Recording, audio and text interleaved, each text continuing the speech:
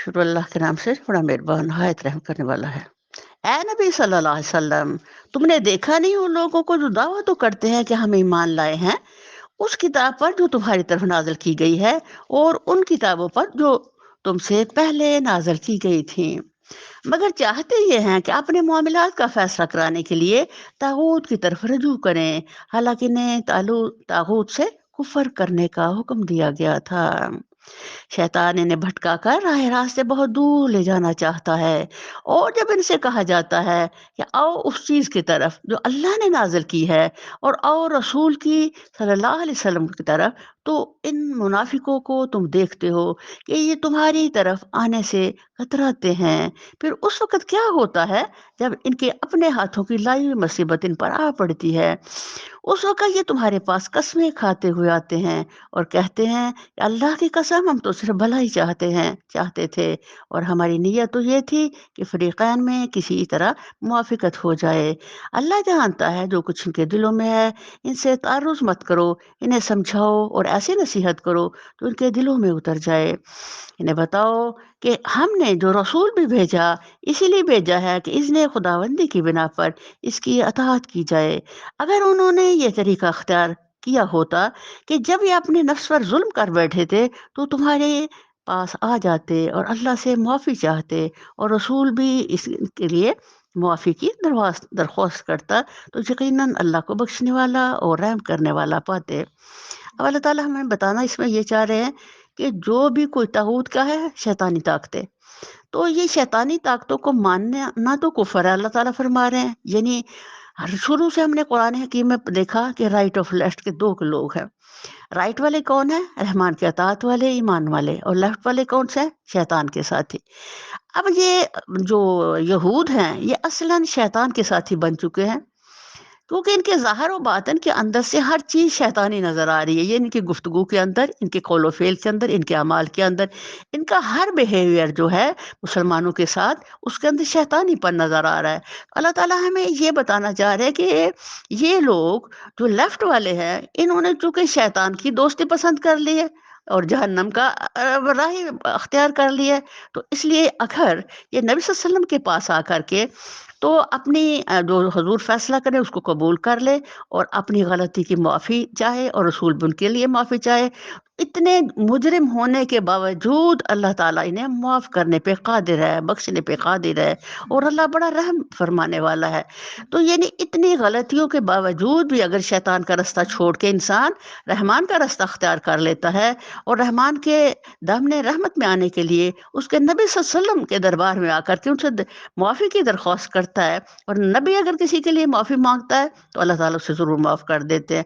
ये देखिए इतना इंसान के ऊपर जो नक्शा मेरे रहमान ने खींचा है, कितना टिपिकल, कितना गलीज़, और एक इंसान रब रहमान को पहचानते हुए भी शैतान का साथी बन के अल्लाह की नाफ़रमानी इस तरह करता है, उसके लिए भी वो रब मेहरबान है। सुभान अल्लाह! छोटी-मोटी गलती नहीं, बहुत बड़ी गलतियों के बाद भी तुम अगर अल्लाह ताला के दरबार में आके माफ़ी माँगो, तो अल्लाह को बख्शने वाला, रहम करने वाला पाओगे। नहीं है मोहम्मद सल्लल्लाहु अलैहि वसल्लम, तुम्हारे रब की कसम, ये कभी मोमिन नहीं हो सकते। अब ये इस बड़ी बड़ी गहरी अमीक मोहब्बत है। ए मोहम्मद सल्लल्लाहु अलैहि वसल्लम, तुम्हारे रब की कसम, सुभान अल्लाह, जब तक कि अपने बाहमी इख्तलाफात में ये तुमको फैसला करने वाला ना मान लें। अब पूरे किताबुल्लाह के अंदर एक ही हमारे लिए पैगाम है, अतीउल्लाह व अतीउर रसूल। खुदा की अताअत के साथ रसूल की अताअत लाज़िम व मलज़ूम है। अगर आप अल्लाह की बात मानते हो, नबी सल्लल्लाहु अलैहि वसल्लम की बात नहीं मानते, और अगर एक ये भी फ़िरका अब हमारे अंदर पैदा हो गया, उसको परवेज़ी कहते हैं, जो कहते हैं कि हदीस की ज़रूरत नहीं है, तो वो डायरेक्ट से ही कुरान को पढ़ते हैं और इसी से जो उनकी तबीयत चाहती है। लेकिन ये उनको काफ़िर करार दे दिया गया, इसलिए कुरान की तशरीह तो नबी सल्लल्लाहु अलैहि वसल्लम की हदीस कर रही है, नबी सल्लल्लाहु अलैहि वसल्लम की सुन्नत कर रही है। अब नमाज का हुक्म कुरान में आया, लेकिन प्रैक्टिकल नमाज किधर है कुरान में? प्रैक्टिकल नमाज तो आपको नबी सल्लल्लाहु अलैहि वसल्लम देंगे। अब जो आप हदीस को नहीं मानेंगे, सुन्नत को नहीं मानेंगे, तो आप कुरान को पा ही नहीं सकते। तो इसलिए अल्लाह ताला बार-बार किताबुल्लाह के अंदर बता रहे हैं कि मोहम्मद सल्लल्लाहु अलैहि वसल्लम मेरा नुमाइंदा है। उसको भी ऐसे तुम्हें माने जैसे मुझे मानते हो। तो यहाँ अल्लाह ताला ये बता रहे हैं, फिर जो कुछ तुम फैसला करो, इस पर अपने दिलों में بھی کوئی تنگی محسوس کریں، بلکہ سر بسر تسلیم کر لیں۔ اگر ہم نے انہیں حکم دیا ہوتا کہ اپنے آپ کو ہلاک کر دو یا اپنے گھروں سے نکل جاؤ، تو ان میں سے کم ہی آدمی اس پر عمل کرتے۔ حالانکہ جو نصیحت انہیں کی جاتی ہے، اگر یہ اس پر عمل کرتے تو ان کے لیے زیادہ بہتری اور زیادہ ثابت قدمی کا موجب ہوتا، اور جب یہ ایسا کرتے تو ہم انہیں اپنے طرف سے بہت بڑا اجر دیتے اور انہیں سیدھا راستہ دکھا دیتے۔ جو لوگ اللہ اور رسول کی اطاعت کریں گے وہ ان لوگوں کے ساتھ ہوں گے جن پر اللہ نے انعام فرمایا ہے، یعنی انبیاء، صدیقین اور شہداء اور صالحین۔ سبحان اللہ! یہ دیکھیں اللہ تعالیٰ ہمیں یہاں کیا بتا رہے ہیں، اطاعت خدا اور رسول ہر حال میں ہمارے درجات کو بلند کرتی ہے اور ہمیں اتنے اعلیٰ لوگوں کے ساتھ شامل کرتی ہے۔ تو اللہ تعالیٰ اب دونوں کو بار بار دو ہی ٹارگٹ ہے، صالحین کی نیکیوں کی خوشخبریاں اور برے لوگوں کے لیے وعید۔ تو اگر اللہ تعالیٰ برے لوگوں کے اندر خوف پیدا کر دے تو ممکن ہے وہ بدل آئیں، اللہ تعالیٰ انہیں بخش دیں۔ کیسے اچھی ہے یہ رفیق جو کسی کو میسر آئے! سبحان اللہ! اس میں کوئی شک نہیں، ہم اپنا تجربہ ہی کریں چھوٹا سا۔ کل جنت میں تو انبیاء، شہداء اور صالحین، اور اگر ویسے ہم کام کریں گے حنیف دین پر چل کے، کتاب اللہ کو پڑھ کر کے، اپنے آپ پوری محنت کے ساتھ زندگی کا سفر کریں گے، انشاءاللہ اللہ تعالیٰ ہمیں اس درجے پہ لے جائے گا جو بڑا اعلیٰ والا ہے، الحمدللہ۔ اب دنیا ہی کے اندر یہ دیکھیں اللہ تعالیٰ کہتے ہیں کیسے اچھے ہے یہ رفیق جو کسی کو میسر، کتنی پیاری آیت ہے کہ صالحین کی صحبت بڑی خوبصورت چیز ہے۔ کہتے ہیں کہ 100 سال کی عبادت سے افضل ہے چند لمحے کسی صالح کے ساتھ گزارنا۔ تو اتنی بڑی مثال میں یہ ہمیں پتہ چل رہا ہے کہ اچھے لوگوں کی صحبت، جیسے دیکھو کان میں جاؤ گے تو کیا ہوگا؟ کالک۔ تو اگر خوشبودار دکان پہ جاؤ گے تو کیا ہوگا؟ خوشبو ملے گی۔ اسی طرح اچھے لوگوں کا ساتھ تعلق رکھنا جو ہے وہ ہمارے لیے الحمدللہ ایک بہترین روحانی اور جسمانی خوراک بن جاتی ہے، کہ جب ہم ان کے پاس بیٹھتے ہیں تو ہمیشہ اچھی ہی بات کریں گے، اللہ اور رسول ہی کی بات کریں گے اور ہماری اصلاح ہی کریں گے، تو انشاءاللہ اسے کیا ہوگا، ہم بھی ایک اچھی چیز کندن بن جائیں گے۔ یہ حقیقی فضل ہے جو اللہ کی طرف سے ملتا ہے، یعنی صالحین کی صحبت یہ رحمان کا فضل ہے نا، زائد نعمت یہ الحمدللہ۔ اللہ ہمیں بھی صالحین کی صحبت عطا کر جو ہمارے جسم و روح کو وہ محبت اور وہ اطاعت اور وہ کچھ سکھا دے جو تجھے پسند ہے، اور حقیقت جاننے لی کہ بس اللہ ہی کا علم کافی ہے۔ سبحان اللہ! اے لوگوں جو ایمان لائے ہو، مقابلہ کے لیے ہر وقت تیار رہو، پھر جیسا موقع ہو الگ الگ دستوں کی شکل میں نکلو یا اکٹھے ہو کر۔ ہاں تم میں کوئی آدمی ایسا بھی ہے جو لڑائی سے جی چراتا ہے، اگر تم پر کوئی مصیبت آئے تو کہتا ہے اللہ نے مجھ پر بڑا فضل کیا کہ میں ان لوگوں کے ساتھ نہ گیا، اور اگر اللہ کی طرف سے تم پر فضل ہو تو کہتا ہے، اور اس طرح کہتا ہے کہ گویا تمہارے اور اس کے درمیان محبت کا کوئی تعلق تھا ہی نہیں۔ یہ منافقت ہے، اس کو منافقت کہتے ہیں۔ یہ ایک خود غرضی ہے، یہ ابن الوقت لوگوں کی ایک تصویر خدا کھینچ رہا ہے کہ وہ جو صرف دنیاوی فائدہ ان کا مقصود ہوتا ہے، اگر دنیاوی فائدہ مل گیا تو وہ خوش ہو گئے، اگر وہ نہیں ملا تو ناراض ہو گئے۔ اللہ اکبر کبیرہ! لیکن ایک جو مومن ہے وہ کیا ہے؟ ربنا آتنا فی الدنیا حسنہ فی الآخرۃ حسنہ، اس کو دنیا اور آخرت دونوں کی بھلائیاں چاہیے، تو اس لیے اس کے اندر خود غرضی نہیں، خود غرضی یہ لوگ ہیں۔ یعنی اللہ تعالیٰ قرآن عظیم کے اندر منافقین کی بہت ساری کیٹیگریز کو ہمارے سامنے رکھ رہے ہیں، اور یہ کیوں اللہ تعالیٰ اتنا زیادہ پریشرائز ہے اس قرآن کے اندر ایک منافق کے پہلو میں؟ اس لیے کہ ہم خود بھی اپنی منافقت کو نہیں پہچان سکتے، تو اللہ تعالیٰ اتنی عمیق اور گہری بیماری انسان کے اندر کو کھول کھول کو اللہ ڈائگنوز کر رہا ہے، اور اللہ بتا رہا ہے کہ اس اینگل سے یہ بیماری تمہارے اندر ہے اور کس طرح یہ دور ہو سکتی ہے، دور ہو یا سکتی ہے کہ ہم باز آ جائیں اور معافی مانگ لیں۔ اور اللہ تعالیٰ اس قدر سب سے زیادہ کن کا تذکرہ ہو رہا ہے اس وقت قرآن میں جب سے ہم پڑھنا شروع کیا، منافقین کا، تو انسان کے خود اندر منافقت ہوتی ہے اور اس کو پتہ نہیں چلتا۔ تو اس لیے انسان اللہ تعالیٰ سے دعا کرتا رہے کہ یا اللہ مجھے مخلص بنا، خالص بنا۔ کیسا خالص؟ جیسا خالص ابراہیم تھا، جس کا ظاہر و باطن، جس کا مال و جان، جس کی ہر چیز تیرے لیے قربان تھی اللہ۔ ہم اس دین حنیف کے دائی ہیں اللہ، اسی راہ پہ چلنے والے ہیں، ہمیں بھی کچھ ایسا بنا دے، ہمارے اندر بھی وہ صفتیں پیدا کر دے جو ابراہیم کے اندر تھی۔ ایسے لوگوں کو معلوم ہو کہ اللہ کی راہ میں لڑنا چاہیے، ان لوگوں کو جو آخرت کے بدلے دنیا کی زندگی کو فروخت کر دیں۔ اللہ اکبر کبیرہ۔ پھر جو اللہ کی راہ میں لڑے گا اور مارا جائے گا یا غالب رہے گا، اسے ضرور ہم اجر عظیم عطا کریں گے۔ آخر کیا وجہ ہے کہ تم اللہ کی راہ میں ان بے بس مردوں، عورتوں اور بچوں کی خاطر نہ لڑو جو کمزور پا کر دبا لیے گئے ہیں اور فریاد کر رہے ہیں کہ خدایا ہم کو اس بستی سے نکال جس کے باشندے ظالم ہیں، اور اپنی طرف سے ہمارا کوئی حامی و مددگار پیدا کر دے۔ جن لوگوں نے ایمان کا راستہ اختیار کیا ہے وہ اللہ کی راہ میں لڑتے ہیں، اور جنہوں نے کفر کا راستہ اختیار کیا ہے وہ طاغوت کی راہ میں لڑتے ہیں۔ بس شیطان کے ساتھیوں سے لڑو اور یقین جانو کہ شیطان کی چالیں حقیقت میں نہایت کمزور ہیں۔ اب یہ دیکھو ہماری جتنی جنگیں ہوئی ہیں، جنگ بدر میں ایک طرف کون تھے؟ اللہ کے ساتھی، اور ایک طرف کون تھے؟ شیطانی قوتیں۔ تو شیطانی قوت کتنی بھی بڑی ہوتی ہے تو وہ مکڑی کا جالا ہی ہوتی ہے، تو اللہ تعالیٰ پھر کس طرح ان کو تباہ و برباد کرتے ہیں اور کس طرح ان کو ختم کرتے ہیں۔ تو یہ دنیا اللہ نے کیوں امتحان کا بنائی؟ اسی لیے ہر انسان کو اللہ نے ٹیسٹ کرنا ہے، چیک کرنا ہے، اور کسوٹی پہ رکھ کر تو اللہ پرکھنا ہے، کندن بنانا ہے میرے رب نے۔ پھر اللہ نے دیکھنا کہ کس کے اندر ایمان کا کیا معیار تھا، اسی معیار سے پھر اللہ تعالیٰ کی تقسیم ہوتی ہے۔ اور اسی طرح سے ہم جنت کے اندر جو اللہ نے کیٹیگریز بنائی ہیں اور درجات بنائے ہیں، اس کی بھی یہی وجہ، جنہوں نے بہت قربانیاں دی، کوئی ابو بکر ہوئے سبحان اللہ، کوئی عمر فاروق ہوئے تو ان کا درجہ ان کے عمل کے حساب سے، اور کو بہت کمزور لوگ ہوئے تو ان کا درجہ اس کے حساب سے۔ تم نے ان لوگوں کو بھی دیکھا جن سے کہا گیا تھا کہ اپنے ہاتھ روکے رکھو اور نماز قائم کرو، زکوٰۃ دو۔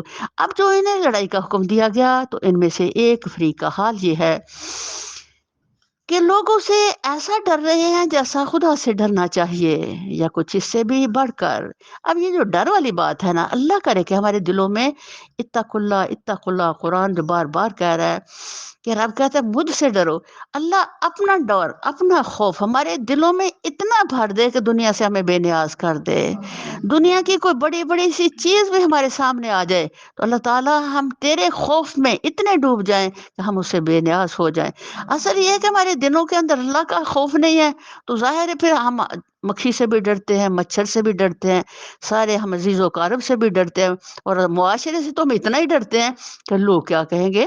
ہم نے یہ کبھی نہیں کہا کہ اللہ کیا کہے گا۔ تو یہ اس طرح اتنا زیادہ استعمال جو خوف الہی کا قرآن میں ہوا ہے، اس کی وجہ یہ کہ جو خوف الہی سے اپنے سینے بھر لیتے ہیں الحمدللہ، وہ دنیا کے خوفوں سے بے خوف ہو جاتے ہیں۔ اور سب سے بڑا ریوارڈ اور اجر یہ کہ جن کے سینے آج رحمان کے خوف سے بھرے ہوئے ہیں، حشر کے دن کا خوف ان سے اٹھا لیا جائے گا۔ یہاں دعا کرے کہ اللہ ہمارے دل اپنے خوف سے بھر دے اور دنیا کے خوفوں سے بے خوف کر دے، اور حشر کے خوف سے بھی ہمیں بے خوف کر دینا اللہ۔ کہتے ہیں خدایا یہ ہم پر لڑائی کا حکم کیوں لکھ دیا، کیوں نہ ہمیں ابھی کچھ اور مہلت دی۔ ان سے کہو دنیا کا سرمایہ زندگی تھوڑا ہے اور آخرت خدا ترس انسان کے لیے زیادہ بہتر ہے، اور تم پر ظلم ایک شمع برابر بھی نہ کیا جائے گا۔ رہی موت تو جہاں بھی تم ہو وہ بہرحال تمہیں آ کر رہے گی، خواہ تم کیسی ہی مضبوط عمارتوں میں ہو۔ اللہ اکبر۔ اصلاً جو ہمارے طبیعتوں میں خوف ہے نا وہ موت کا ہے۔ موت کے خوف سے انسان اتنے کب کوئی چور نہ آ جائے، کوئی فلانا نہ آ جائے، کوئی مجھ کو حملہ نہ کر دے، اس کے لیے ہم گاڑیاں بھی مضبوط قسم کی خریدتے ہیں، گھر بھی ایسے ایسے جن کے اندر اب لوہے دیواروں میں ڈالے جا رہے ہیں کہ مضبوط ہوں۔ اب جہاں کہیں بھی ہم ہوں گے، جب ہماری موت کا وقت آ جائے گا تو فرشتہ آئے گا اور مجھے اچک کے لے جائے گا، وہ میری مضبوط چیزیں وہی کی وہی رہ جائیں گی۔ اصل مضبوطی دنیا کی مضبوطی نہیں ہے، اصل مضبوطی ایمان کی مضبوطی ہے، خوف الہی کی مضبوطی ہے۔ اور یہ کہ آخرت کا سرمایہ، کون آخرت کا سرمایہ بناتا ہے؟ جو سمجھتا ہے کہ مجھے مرنا ہے اور اپنے رب کی طرف جانا ہے، پھر اب اس کو کوئی خوف نہیں ہے بھائی، اس لیے کہ وہ تو اس کی تیاری کر رہا ہے جو ہر لمحے ہمیں خوف زدہ کر رہی ہے، موت۔ تو یہ ہمارا جو سفر ہے قرآن کا پڑھنا الحمدللہ، اور اللہ کی طرف دوڑ لگانا، اور رمضان کے آنے میں اس کا استقبال، یہ سب کچھ یہ تیاری ہے، کس کی تیاری؟ آخرت کی۔ اس سب کچھ کے ریوارڈ میں ہمیں جنت ملے گی الحمدللہ، اللہ کی خوشی ملے گی الحمدللہ، آخرت کی کامیابیاں ملے گی۔ یہ ہمارا سفر ایکچوئل کیا ہے؟ رحمان کی جنت کی سوا سبیل پہ سوار وہ سفر ہم کر رہے ہیں۔ اللہ اسے قبول کر لے اور خالص کر کے قبول کر لے، اور اللہ سب آنے والوں کے قدموں کو قبول کر لے، اللہ سننے والوں کو قبول کر لے اللہ، اور سب سے راضی ہو جا، جو بھی کتاب اللہ سے جڑا اللہ تو سب سے راضی ہو جا۔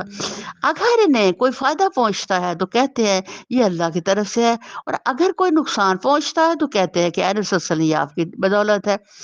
استغفر اللہ ربی من کل ذنب۔ یہ دیکھو اتنی جسارت ہے اس انسان کی، بندے کو حیرت ہوتی ہے کہ یا اللہ، انسان کیوں اپنی قوت نہیں پہچانتا؟ نبی کریم صلی اللہ علیہ وسلم جن کو رب نے کہا رحمت اللہ عالمین، جہانوں کے لیے رحمت بنا کے جس نبی کو رب نے بھیجا، اس کو انسان بدبخت کہہ رہا ہے کہ یہ جو ہمارے نقصان ہے وہ آپ کی وجہ سے ہیں۔ یہ کیا ہے؟ طاغوت، یہ شیطان کی حرکت ہے۔ کہو سب کچھ اللہ ہی کی طرف سے ہے۔ آخر ان لوگوں کو کیا ہو گیا ہے کہ کوئی بات ان کی سمجھ میں نہیں آتی؟ اے انسان، تجھے جو بھلائی بھی حاصل ہوتی ہے اللہ کی عنایت سے ہوتی ہے، اور جو مصیبت تم پر آتی ہے وہ تیرے اپنے کسب و عمل کی بدولت ہے۔ آیت تدبر۔ اللہ اکبر۔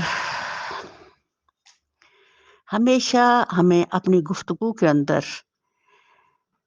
ادب کے تقاضے کے تحت تمام بھلائیوں کی اللہ کی طرف منسوب کرنا ہے۔ یہ ہم آگے جا کے پڑھیں گے کہ جو جن تھے وہ جب بات کر رہے ہیں نبی صلی اللہ علیہ وسلم قرآن حکیم سن کر کے، کس ادب سے وہ بات کرتے ہیں۔ تو یہاں اس آیت کے اندر ہمارے لیے ایک گہرا پیغام ہے، اور وہ یہ کہ ہم اللہ تعالیٰ کے ساتھ بھلائیوں کو منسوب کریں کہ اللہ ہے ہی بھلائیوں کا سرچشمہ، اور انسان ہے ہی گناہ گار۔ تو ہر جو غلطی، ہر خطا ہے، ہر مصیبت ہے، ہر پریشانی، جو کچھ بھی ہے وہ ہمارے اپنے کسب اعمال کی بنا پر ہے، اور جو ہمیں عطاؤں، بخشوں، نعمتوں اور دنیا کی بے حساب اللہ کے رزق کو ہم پا رہے ہیں، وہ میرے رحمان کی رحمت کی بنا پر ہے۔ تو ہمارے گفتگو کے اندر جب بھی ہم کسی بھی مسئلے میں اللہ کے متعلق بات کریں تو کبھی بھی گفتگو کے اندر یہ بات نہ لاؤ کہ کوئی کمزوری یا کوئی غلط چیز اللہ کی طرف منسوب نہ ہونے پائے، بلکہ وہ سب کچھ انسان کی طرف ہے، اور تمام بھلائیاں میرے رحمان کی طرف ہے۔ اللہ ہے ہی رحمان، بھلائیوں کا سرچشمہ، عطاؤں کا سرچشمہ۔ کیوں؟ وہ ارحم الراحمین ہے۔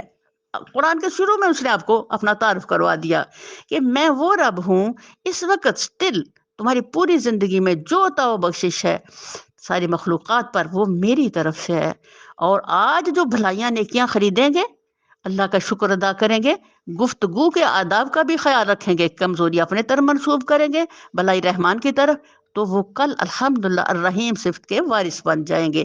یہ آپ کو الرحیم صفت کی خریداری کی پیغام دیا جا رہا ہے۔ کل مجھے بڑی ضرورت ہوگی رحمان کی رحمت کی، تو پھر الرحیم صفت کی بنا پر الحمدللہ کل حشر کے دن مجھے اس تپش میں سایہ ملے گا رحمان کے عرش کا۔ اور الحمدللہ، الحمدللہ کثرت کی پڑھنے کی وجہ سے شروع میں ہم نے انٹروڈکشن میں دیکھا تھا اور اس میں تدبر میں کہ یہ الحمدللہ مجھے کہاں لے جائے گی؟ اللہ کی جنت میں۔ اور یہ کہ میں جب جنت میں داخل ہو جاؤں تو میری زبان پر کیا ہوگا؟ الحمدللہ الذی ہدانا لہذا وما کننا لنہتدی لولا ان ہدانا اللہ۔ اے محمد صلی اللہ علیہ وسلم، ہم نے تم کو لوگوں کے لیے رسول بنا کر بھیجا ہے، اور اس پر خدا کی گواہی کافی ہے۔ جس نے رسول صلی اللہ علیہ وسلم کی اطاعت کی، اس نے دراصل خدا کی اطاعت کی، اور جو منہ موڑ گیا تو بہرحال ہم نے تمہیں ان لوگوں پر پاسبان بنا کر تو نہیں بھیجا ہے۔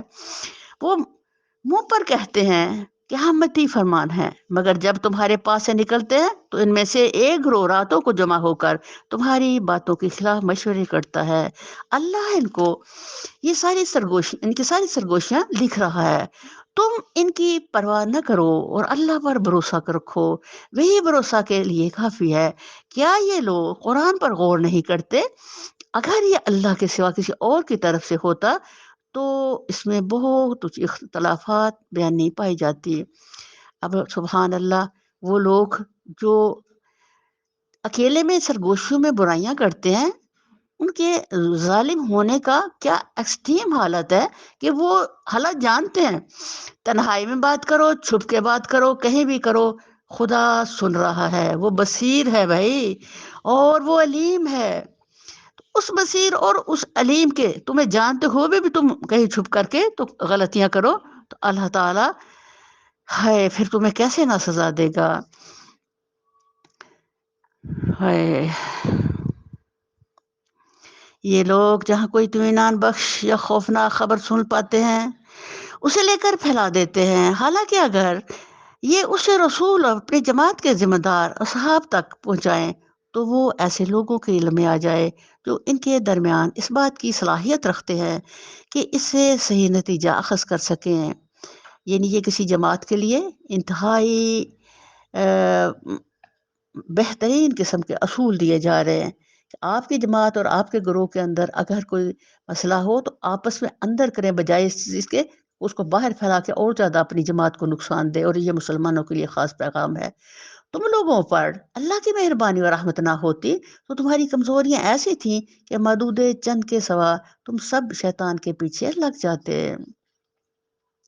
بس اے نبی صلی اللہ علیہ وسلم، تم اللہ کی راہ میں لڑو، تم اپنی ذات کے سوا کسی اور کے ذمہ دار نہیں ہو۔ البتہ اہل ایمان کو لڑنے پر اکساؤ، بعید نہیں کہ اللہ کافروں کا زور توڑ دے۔ اللہ کا زور سب سے زیادہ زبردست اور اس کی سزا سب سے زیادہ سخت ہے۔ جو بھلائی کی سفارش کرے گا وہ اس میں سے حصہ پائے گا، اور جو برائی کی سفارش کرے گا وہ اس میں سے حصہ پائے گا، اور اللہ ہر چیز پر نظر رکھنے والا ہے۔ اور جب کوئی احترام کے ساتھ تمہیں سلام کرے تو اس کو اس سے بہتر طریقہ کے ساتھ جواب دو، یا کم از کم اسی طرح۔ اللہ ہر چیز کا حساب لینے والا ہے۔ ہم جانتے ہیں الحمدللہ، اور ہم بڑے اچھا سلام بھی آج کا اب تو ہماری طبیعت کا حصہ بن چکا ہے کہ السلام علیکم ورحمۃ اللہ وبرکاتہ، ہم سارا بہترین سلام شروع میں دے دیتے ہیں۔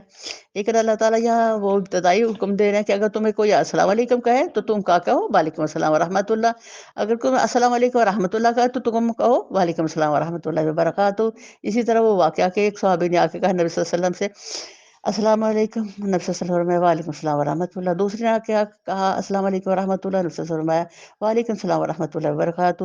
تیسرے نے آ کے کہا السلام علیکم ورحمۃ اللہ وبرکاتہ، نبی صلی اللہ علیہ وسلم وعلیکم السلام۔ وہ کہتے ہیں نبی صلی اللہ علیہ وسلم پہلے دونوں کو تو آپ نے اتنا اچھا جواب دیا اور مجھے چھوٹا سا، تو نبی صلی اللہ علیہ وسلم نے آپ نے فرمایا کہ تم نے میرے لیے باقی کو چھوڑا ہی نہیں تھا، تم نے پوری اسلام مجھے کر دی، تو وعلیکم مطلب جو تم نے مجھے دیا وہ سارا کچھ تمہیں لوٹا دیا میں نے۔